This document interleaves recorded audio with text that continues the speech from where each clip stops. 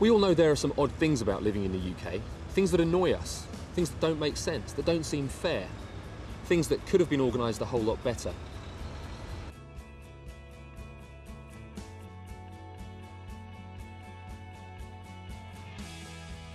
Our railways are in desperate need of updating, we all know that.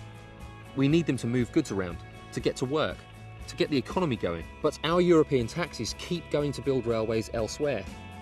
Anywhere in fact but here, where we need them, where England needs them.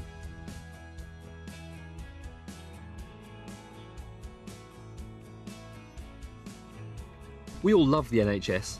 Yes, it can drive us mad at times, but it's one of the great things about living in the UK. Free healthcare for all. That's the theory. But it's not true.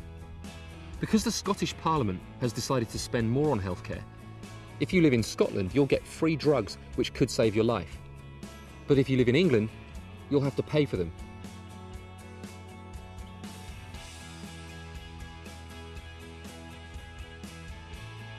The Welsh Assembly has passed a law so that nobody in Wales pays prescription charges, and they're planning the same in Scotland. In England, we have to pay for our prescriptions, but because there's no separate English Parliament, we can't vote against prescription charges even if we'd like to. This means that we're stuck paying for something that everyone else in the UK will soon get for free, which when you think about it isn't just unfair, it's sickeningly unfair.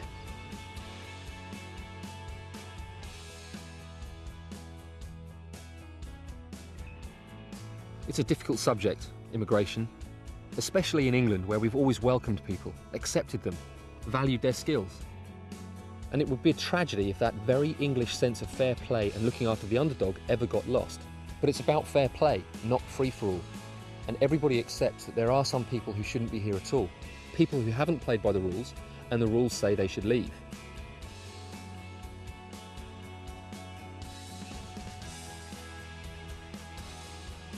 Because of the way the system works, something called the Barnett formula, something passed by the UK Parliament, the Parliament for everyone in the UK, Scotland gets more spending per head than England does.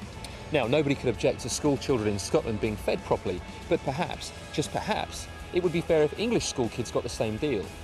It's another of those crazy things that happen because there's a Parliament for Scotland and assemblies for Northern Ireland and Wales, but no Parliament for England, nothing at all. And because there's no one to speak up for England, England gets a raw deal.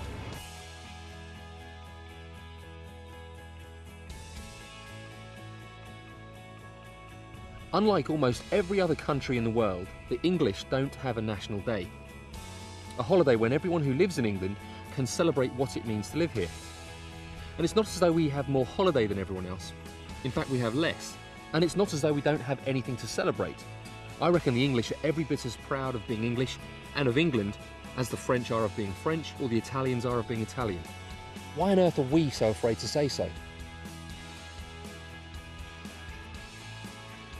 And the British political establishment, on the left and on the right, just throw up their hands and say, that's the way it is, or you don't understand how complex it is. Well, in the English Democrats Party, we don't think it's that complicated, and we don't think it needs to be that way. And we think it's about time someone fixed it. And we can. Give us the chance, and we will. We need an English Parliament and government for England now, so that every English citizen, of whatever creed, whatever religion, and whatever birthplace is properly represented, has their concerns listened to and their rights defended. Because the British establishment, Westminster and the British government fail to do so, and they fail every English citizen as a result. We, as the largest country in the United Kingdom, need our own parliament, just as there's a Scottish Parliament, a Welsh Assembly and an Assembly for Northern Ireland, just like every other democracy in the world. A parliament of English MPs and an English government making decisions on English matters for the benefit of England. For without that English Parliament, and without that English government, without the changes that we propose, there can be no fairness in England. On the 4th of June, vote for England, and for the only party that will put England first. The English Democrats, putting England first.